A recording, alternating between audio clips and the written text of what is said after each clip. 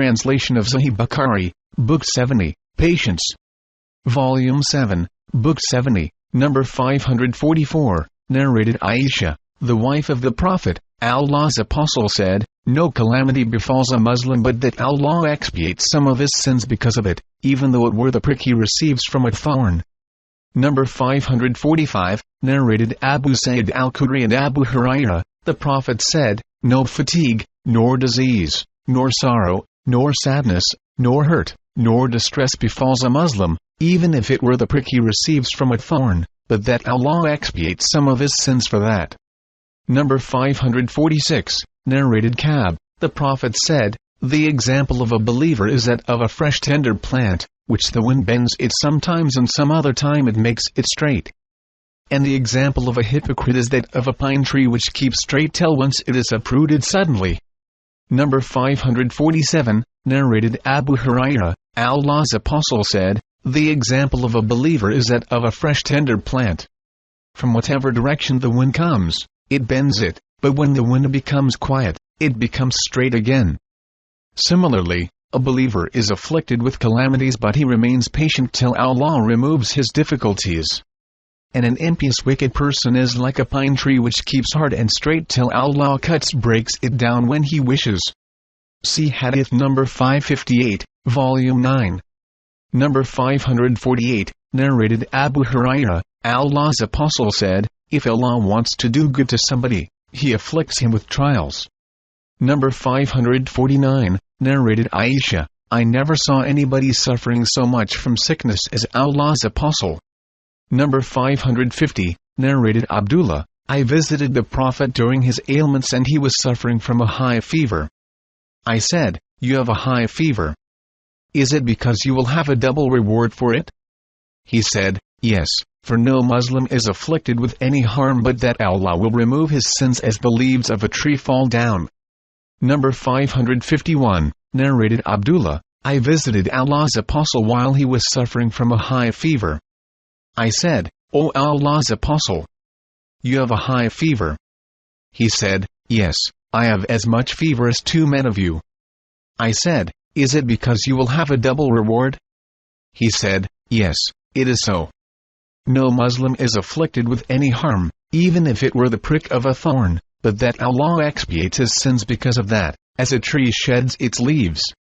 Number 552, narrated Abu Ma'isa al-Ash'ari, the Prophet said, "Feed the hungry, visit the sick, and set free the captives." Number 553, narrated Al-Bara bin Azib, Allah's Apostle ordered us to do 7 things and forbade us to do 7 other things. He forbade us to wear gold rings, silk, dibaj, istabrik, kissi, and maithara, and ordered us to accompany funeral processions, visit the sick and greet everybody. See Hadith number 104.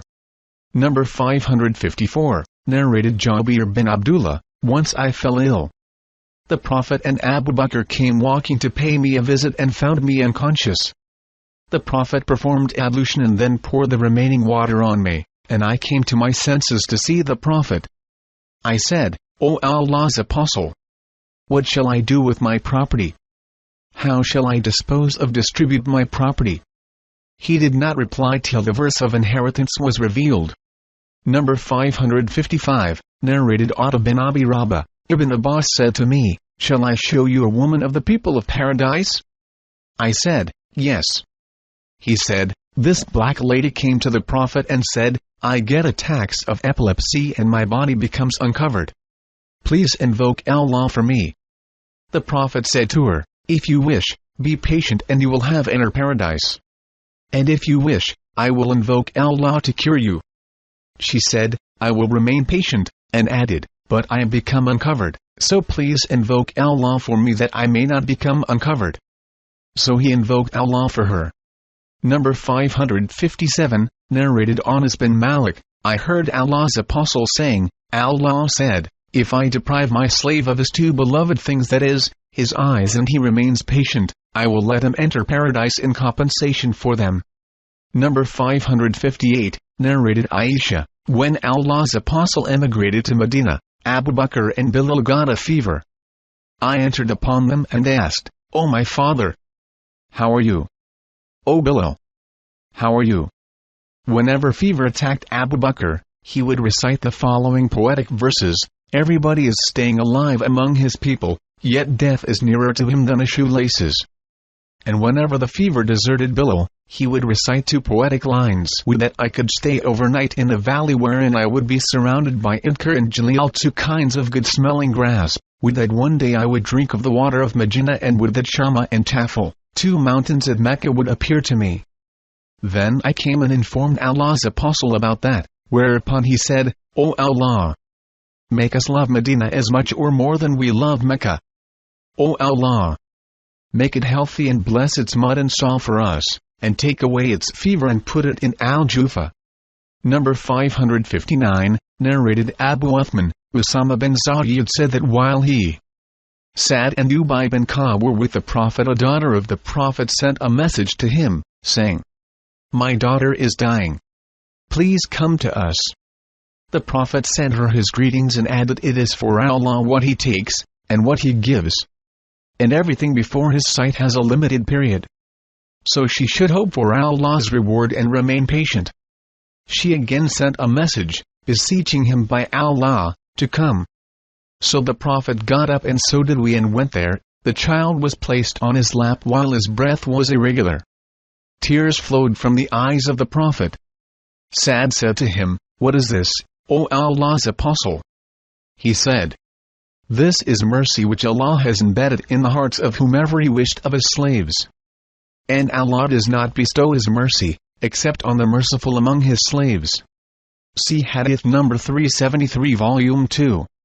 Number 560, narrated Ibn Abbas, the Prophet went to visit a sick Bedouin. Whenever the Prophet went to a patient, he used to say to him, "Don't worry, if Allah will, it will be expiation for your sins." The Bedouin said, "You say expiation? No, it is but a fever that is boiling or harassing an old man and will lead him to his grave without his will." The Prophet said, "Then, yes, it is so." Number 561, narrated Anas, a Jewish boy used to serve the Prophet and became ill.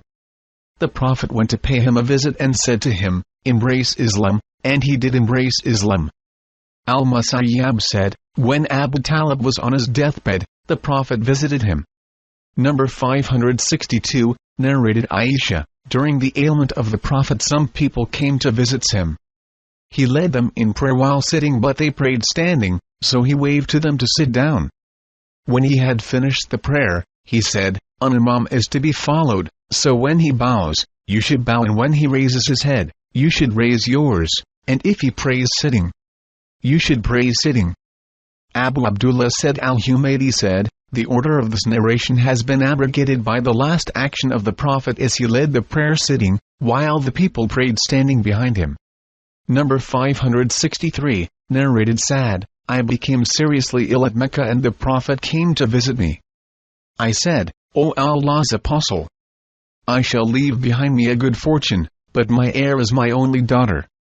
Shall I bequeath 2/3 of my property to be spent in charity and leave 1/3 for my heir?" He said, "No." I said, "Shall I bequeath half and leave half?" He said, "No." I said, "Shall I bequeath 1/3 and leave 2/3? He said, 1/3 is all right, though even 1/3 is too much." Then he placed his hand on his forehead and passed it over my face and abdomen and said, "O Allah, cure Sa'd and complete his emigration. I feel as if I have been feeling the coldness of his hand on my liver ever since." Number 564, narrated Abdullah bin Mas'ud, I visited Allah's Apostle while he was suffering from a high fever. I touched him with my hand and said, "O Allah's Apostle, you have a high fever." Allah's Apostle said, "Yes, I have as much fever as 2 men of you have." I said, "Is it because you will get a double reward?" Allah's Apostle said, "Yes, no Muslim is afflicted with harm because of sickness or some other inconvenience, but that Allah will remove his sins for him as a tree sheds its leaves." Number 565, narrated Abdullah, I visited the Prophet during his illness and touched him while he was having a fever. I said to him, "You have a high fever. Is it because you will get a double reward?" He said, "Yes." no Muslim is afflicted with any harm, but that his sins will be annulled as the leaf of a tree fall down. Number 566, narrated Ibn Abbas, Allah's apostle entered upon sick man to pay him a visit, and said to him, "Don't worry, Allah willing, your sickness will be an expiation for your sins." The man said, "No, it is but a fever that is boiling within an old man and will send him to his grave." On that, the Prophet said, "Then yes, it is so." Number 567, narrated Usama bin Zayd, the Prophet rode a donkey having a saddle with a fadakiyah velvet covering. He mounted me behind him and went to visit Sa'd bin Ubadah, and that had been before the battle of Badr. The Prophet proceeded till he passed by a gathering in which Abdullah bin Ubay bin Salul was present, and that had been before Abdullah embraced Islam. The gathering comprised of Muslims, polytheists, that is, isolators and Jews. Abdullah bin Rawayah was also present in that gathering. When dust raised by the donkey covered the gathering, Abdullah bin Ubay covered his nose with his upper garment and said, "Do not trouble us with dust." The Prophet greeted them, stopped and dismounted. Then he invited them to Allah, that is, to embrace Islam, and recited to them some verses of the Holy Quran. On that, Abdullah bin Ubay said, "O man! There is nothing better than what you say if it is true. Do not trouble us with it in our gathering, but return to your house, and if somebody comes to you, teach him there." On that Abdullah bin Rawayah said, "Yes, O Allah's apostle. Bring your teachings to our gathering, for we love that." So the Muslims, the pagans and the Jews started abusing each other till they were about to fight. The Prophet kept on quietening them till they became calm. Thereupon the Prophet mounted his animal and proceeded till he entered upon Sa'd bin Ubadah. He said to him, "O Sa'd, have you not heard what Abu Hubab, that is Abdullah bin Ubay, said?" Sa'd said, "O Allah's apostle, excuse and forgive him, for Allah has given you what he has given you." The people of this town Medina decided unanimously to crown him and make him their chief by placing a turban on his head, but when that was prevented by the truth which Allah had given you, he Abdullah bin Ubay was grieved out of jealousy, and that was the reason which caused him to behave in the way you have seen. Number 568, narrated Jabir, the Prophet came to visit me while I was sick, and he was riding neither a mule, nor a horse. Number 569, narrated Ka'b bin Ujara, the Prophet passed by me while I was kindling a fire under a cooking pot. He said, "Do the lice of your head trouble you?" I said, "Yes." So he called a barber to shave my head and ordered me to make expiation for that. Number 570, narrated Al-Qasim bin Muhammad, Aisha, complaining of headache, said, "Oh, my head." Allah's apostle said, "I wish that had happened while I was still living, for then I would ask Allah's forgiveness for you and invoke Allah for you." Aisha said, "Wathaqlaya. By Allah, I think you want me to die. And if this should happen, you would spend the last part of the day sleeping with one of your wives." The Prophet said, "Nay, I should say, O my head."